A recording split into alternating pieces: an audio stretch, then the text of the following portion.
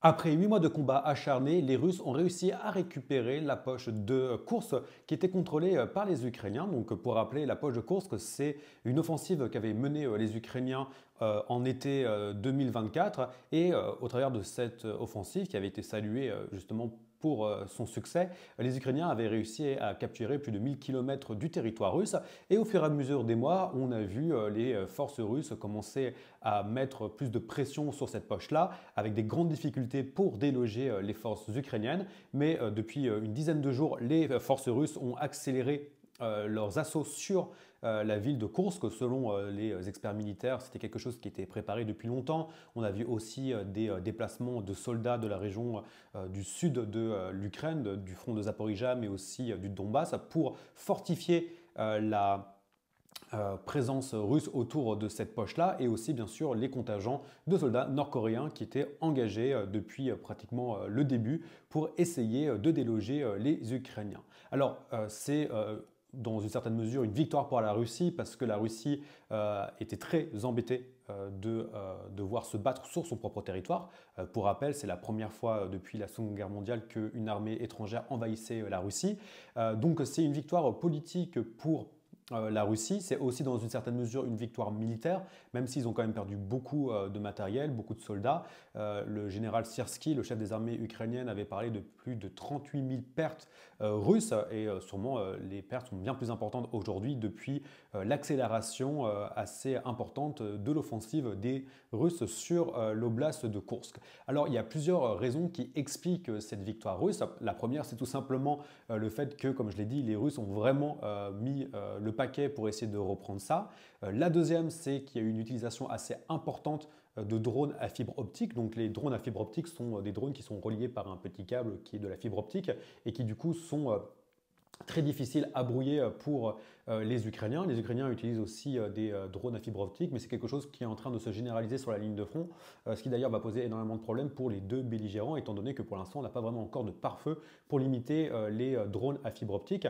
Et la troisième raison, elle est plus circonstancielle, elle est plus même pratiquement, je pense, diplomatique, c'est que dans une certaine mesure, la reprise et l'accélération de la prise de Kursk est vraiment arrivée au moment où les Américains ont coupé les renseignements avec les Ukrainiens.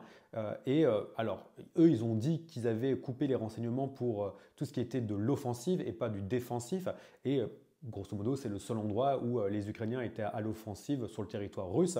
Donc, c'est une possibilité que le fait que les Américains aient coupé les renseignements aux Ukrainiens, que cette coupure est menée à la chute de Kursk. Encore que c'est une question qui va se poser, je pense, dans le futur, quand les historiens vont se poser sur cette période et analyser cette période, parce que aussi il ne faut pas négliger le fait que les Ukrainiens ont leurs propres renseignements. Mais après, voilà, les Américains ont quand même des satellites qui permettent de voir en temps et en heure le déplacement des forces russes. Donc il suffisait juste que les Ukrainiens aient manqué ça pour être surpris par une attaque. Alors aussi, il faut prendre en compte que les Ukrainiens ont organisé depuis 2-3 jours un retrait progressif de leurs forces de l'oblast de Kursk. Et on peut le voir notamment sur les cartes avec un retrait petit à petit, parce qu'il y avait une volonté de ne pas perdre les bonnes unités et le bon matériel qui était justement engagé dans cette poche-là, et aussi parce que, comme on peut le voir sur la carte, il y avait une vraie poussée russe des deux parts du saillant, et que cette poussée-là, en fait, permettait vraiment aux Russes de pouvoir targeter au maximum la ligne logistique principale qui relayait l'oblast de Soumy jusque la ville de Souja, et d'ailleurs au-dessus de la ville de Souja. Maintenant, la question qui va se poser, c'est vraiment est-ce que les Russes vont aller plus loin? Est-ce qu'ils vont essayer d'attaquer l'oblast de Soumy? Comme on peut voir sur cette carte-là, les Ukrainiens ont des bonnes lignes de défense à Soumy, et surtout que attaquer l'oblast de Soumy, c'est quand même un plus gros morceau que simplement reprendre l'oblast de Kursk. Et comme on voit les difficultés que les Russes ont eu à prendre et reprendre l'oblast de Kursk, on peut se poser la question de savoir si oui ou non ils vont envie et vont vouloir monter à l'assaut, surtout que maintenant les Américains ont rétabli le partage de l'intelligence avec les Ukrainiens dans le cadre des accords qui sont en train d'avoir lieu actuellement à Jeddah en Arabie Saoudite avec les Ukrainiens. J'ai fait une vidéo dessus hier, qui ont accepté un cessez-le-feu de 30 jours. Pour l'instant, les Russes n'ont pas vraiment accepté D'ailleurs, cette nuit, on a été bombardé comme jamais, donc a priori, les Russes n'ont pas forcément envie de s'arrêter là. La raison est assez simple, c'est parce qu'ils ont quand même un momentum sur le champ de bataille, mais leur armée est quand même relativement fatiguée. Mais encore une fois, j'ai fait une vidéo dessus, donc si ça vous intéresse, vous pouvez aller voir cette vidéo. Ce qui est sûr, c'est que moi, je ne pense pas que les Russes vont s'attaquer à l'oblast de Soumy, surtout qu'ils ne pourraient pas techniquement utiliser les forces nord-coréennes qui ont quand même été essentielles pour déloger les Ukrainiens, mais on pourrait plutôt voir quelque chose relativement intelligent, de garder des réserves pour éviter toute incursion, mais aussi déplacer des soldats pour renforcer le front aussi bien à Pokrovsk, mais aussi à Zaporizhzhia. Donc ça, ce sont des questions qui sont encore en suspens et on va vraiment voir ce qui va se passer dans le futur. Par contre, ce qui est sûr, c'est que c'est une mauvaise nouvelle pour l'Ukraine parce que l'Ukraine espérait garder cette poche-là pour de potentielles négociations, pour utiliser ça comme étant un levier de négociation avec la Russie. Après, moi, à titre personnel, quand on voit un peu la réduction de la poche de Kursk au travers des mois, il n'y avait plus grand-chose à négocier, il restait quelques centaines de kilomètres carrés. Et toujours aujourd'hui, les Ukrainiens contrôlent encore une petite partie de l'oblast de Kursk, qui se sont retirés de la ville de Soudzha.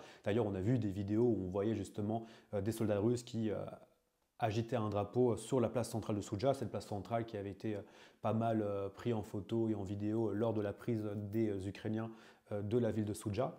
Tout ça, voilà, tout ça reste quand même relativement en suspens parce que voilà, les Ukrainiens ont toujours quand même une petite mainmise sur l'oblast de Kursk, ce qui cause quand même un problème politique pour le régime de Poutine.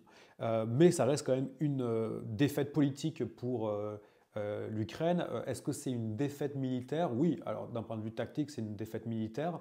D'un point de vue stratégique, peut-être moins, étant donné que quand même, mine de rien, la présence ukrainienne dans l'oblast de Kursk a été un contre-coup assez important pour Poutine, mais aussi a permis de mobiliser énormément de soldats russes et nord-coréens, ce qui a aussi créé un précédent assez important d'un point de vue diplomatique. Il ne faut pas oublier qu'une des raisons pour lesquelles Joe Biden a autorisé l'utilisation des attaques à MES et par conséquent des Storm Shadow et des Scalp, respectivement britanniques et français sur le territoire russe, était notamment motivé par le fait qu'il y avait des soldats nord-coréens sur le territoire russe. Mais aussi, cette opération a permis de détruire, comme je l'ai dit, beaucoup de soldats russes, beaucoup de matériel russe. Et toujours aujourd'hui, il y a beaucoup de pertes russes qui sont rapportées. Il y a aussi des pertes ukrainiennes et du perte de matériel ukrainien. J'ai pu discuter avec un soldat ukrainien qui était engagé sur le front de Kursk, qui me racontait quand même que toute son unité a perdu son matériel et que toute la route qui menait de Soudzha jusqu'à Soumy était sous le feu des drones, sous le feu de l'artillerie, donc c'était assez catastrophique. Mais mine de rien, il y a eu quand même un retrait pas trop catastrophique, mais il y a eu des pertes. Ce serait mentir de dire qu'il n'y a pas eu des pertes ukrainiennes. Mais encore une fois, étant donné que les Russes étaient à l'assaut, ce sont les personnes qui sont à l'assaut qui subissent le plus de pertes, qui plus est avec les Russes qui ont tendance à pas quand même ménager leurs pertes. Mais aussi, c'est un succès dans le sens où ça a permis aussi de maintenir cette pression et en maintenant cette pression, ça a évité que les Russes utilisent leurs soldats pour d'autres opérations, notamment à Pokrovsk et notamment dans le sud de l'Ukraine. D'ailleurs, il y avait certaines rumeurs qui disaient que les Russes étaient sur le point de lancer une offensive majeure dans le sud de l'Ukraine, mais qu'à cause de justement l'offensive ukrainienne insoumise, ils n'ont pas été capables de le faire. Donc voilà, on rentre maintenant dans une période qui est assez intéressante parce qu'on va voir si les Russes vont accepter le cessez-le-feu. Poutine va sûrement faire traîner le truc pendant longtemps. Ça va être sûrement une forme de Minsk 1, Minsk 2. Pas forcément les accords, mais tout simplement la dynamique dans laquelle on va se retrouver. Ce qui va mettre Donald Trump dans une position assez compliquée parce que maintenant la balle est dans le camp des Russes, mais en même temps, les Russes, s'il y a un cessez-le-feu et que le cessez-le-feu n'est pas respecté, les Russes pourront blâmer les Ukrainiens et Trump, à sa guise, pourra dire bon voilà, c'est les Ukrainiens qui ne respectent pas le cessez-le-feu, roulez-leur de dessus. Mais en même temps, je pense que la stratégie maintenant des Ukrainiens, qui ont compris quand même que la situation était quand même assez précaire pour eux, leur but maintenant, je pense, c'est vraiment de faire le dos rond, d'accepter les demandes des Américains, faire traîner les négociations, laisser le temps à l'Europe de se réarmer et eux de se reposer et de faire monter en puissance aussi leur industrie militaire. Mais voilà, c'était la fin de l'opération de Kursk. Je pense que dans une semaine, 2 semaines, il n'y aura plus de soldats ukrainiens dans l'oblast de Kursk. C'est une opération qui, sur beaucoup d'aspects, a été historique. attaque du territoire russe pour la première fois depuis la Seconde Guerre mondiale, présence de soldats nord-coréens sur le territoire européen, embryo diplomatique compliqué entre la Russie, l'Ukraine et les États-Unis. Mais voilà, je pense que c'est une période qui va être très intéressante en tout cas pour les historiens à étudier. Pour l'instant, nous, on fait de l'analyse chaude. Donc certainement beaucoup de choses que j'ai dit seront démontées par les historiens dans des années, mais c'est plus ou moins comme ça que moi, en tout cas, je vois actuellement la situation.